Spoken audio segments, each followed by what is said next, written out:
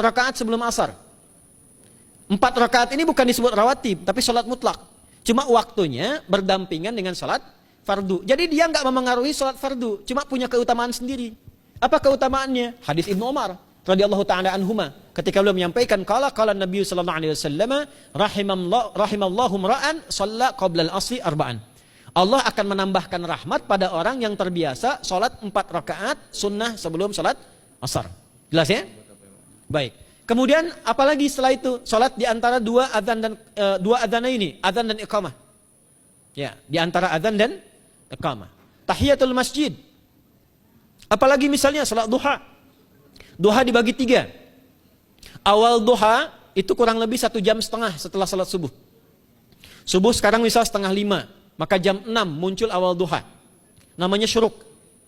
Saya ulang, sholat apa namanya? Syuruk itu sholat awal duha. Jumlah rakaatnya 2 rakaat.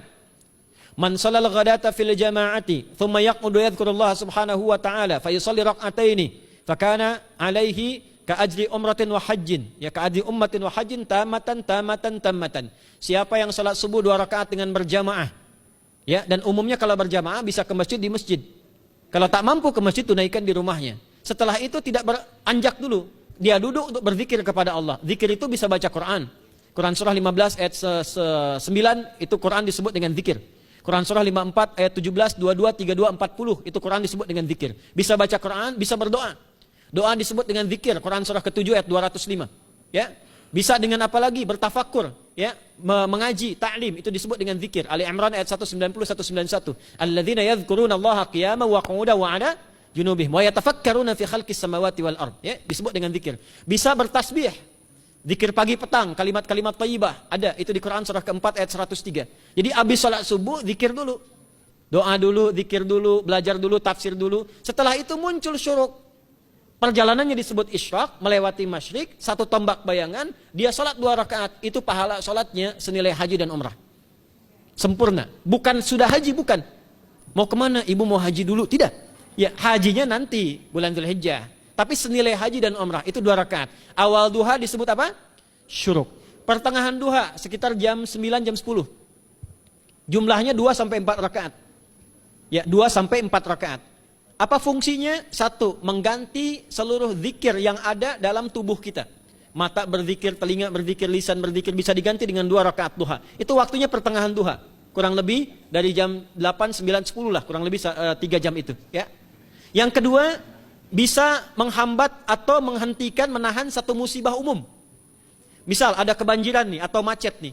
Orang-orang kena macet. Bapak yang biasa sholat duha pertengahan itu tiba-tiba ditolong oleh Allah, dibebaskan. Tiba-tiba ada orang datang, Pak lewat sini di sana macet. Atau dibimbing ada kontraflow. Itu manfaatnya duha tuh. Yang pertengahan. Yang terakhir adalah akhir duha. Sekitar jam 10 sampai jam 11 menjelang ke zuhur. Ya, akhir duha itu jumlahnya dari 2 bisa 4 sampai 8 rakaat. Di antara manfaatnya bisa mempermudah datangnya rizki dengan izin Allah Subhanahu wa taala ketika ikhtiar. Itu duha. Nanti ke malamnya silahkan tahajud, tingkatkan tarawihnya sampai ditutup dengan witir. Itu salat. 2 yang terakhir saya cepat, 2 yang terakhir adalah banyak berinteraksi dengan Al-Qur'an. Ada 3 caranya. 1, banyak membaca. Itu namanya qiraah. Silahkan Bapak Ibu siapkan dari sekarang, targetnya khatam misalnya 1 kali berapa juz? 30 juz. Kalau mau gampang bagi 30, berarti 1 hari berapa? 1 juz. Paling gampang lagi, supaya nggak capek ngajinya, supaya nggak capek, bagi 1 juz 5 waktu sholat. Contoh, juz pertama itu Al-Baqarah plus Al-Fatihah. Al-Fatihah saya nggak hitung lah karena sudah hafal ya. Al-Baqarah itu 141 ayat, juz pertama. Bagi 5, 28. Jadi setiap ketemu waktu sholat, bagi 2 lagi, 28 bagi 2 berapa? 14. Sebelum sholat baca 14 ayat, setelah sholat baca 14 ayat. Itu 14 ayat tuh paling-paling nggak nyampe 5 menit Bu, Pak. Kalau investasi 10 menit setiap waktu sholat, bagi 2 kita baca 14 ayat, itu insya Allah selesai Ramadan khatam Quran. Itu udah rumus. Ya, tidak cukup dengan amin, siapkan dari sekarang. Siapkan. Ya. Kemudian mengkaji, kajian, tilawah. Itu tilawah itu di hadis Muslim pahalanya banyak.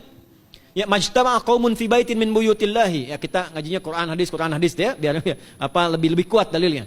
Majtama'a qaumun fi baitin min buyutillahi yatsluna kitaballahi wa yatadarasuna fima bainahum. Ya, siapa yang bisa tilawah Quran, ngaji, tafsir, keluarkan misalnya untuk Ramadan 10 hari saya pengen tahu Al-Fatihah. Itu ketika dilakukan punya 4 keutamaan. 1, ghasyiyat humur rahmah. Selama ngaji rahmat Allah dibentangkan. Kalau pengen doa cepat dikabulkan, kalau istighfar diampuni. Yang kedua, awas ini nazalat alaihi musakinah, diberikan ketenangan dalam jiwa. Bapak ibu pengen di rumah tangga nyari sakinah, isi dengan Quran di rumah. Amalan terakhir infak. Ya, hadisnya dari Ibnu Abbas, Ibnu Abbas radhiyallahu taala anhuma, qala, ya, beliau mengatakan kana Nabi sallallahu alaihi wasallam ajwadan nas wa ajwadu ma yakunu fi Ramadan. Adalah Nabi sallallahu alaihi wasallam itu orang yang sangat luar biasa dermawan dan lembut. Dan bertambah dermawan lagi ketika tiba Ramadan. Apa yang dilakukan Nabi? Mensupport sahabat, siapapun yang punya anggaran untuk infak, disiapkan sebelum Ramadan. Jangan berpikir banyak, Bu. Yang penting ada anggaran. 30.000 nggak ada masalah. Setiap hari 1.000, tidak harus uang. Makanan. Pernah dengar hadis ini nggak? Siapa yang memfasilitasi bukaan orang puasa, walaupun dengan sebiji kurma dan sehirup air, maka dia mendapatkan pahala seperti orang puasa itu tanpa dikurangi sedikit pun. Ada? Hadisnya sahih di At-Tirmidzi. Tapi bukan berarti nyari kurma ke Tanah Abang setiap hari 1. Terus minumnya 1 sedotan aja ganti-ganti. Ya, maksudnya apa? Yang paling minimal kita bisa keluarkan. Itu pahalanya 700 kali lipat dikali 10. Paling standar. 700 kali itu standar biasa di hari ini. Dalilnya Al-Baqarah ayat 261 yang dibacakan Adinda tadi kita itu. Ramadan kali 10 lagi. Maka dari itu disiapkan dari sekarang untuk infak. Kalau kami di desa itu, ibu saya selalu kalau Ramadan itu RT-nya setiap rumah. Ini untuk bukaan hari ini rumah A, rumah B, rumah C. Bukaan besok rumah A, rumah B, rumah C. Boleh tuh di PWM Pak dipraktikkan. Ya, misalnya anggota perserikatan siapa dikasih kesempatan.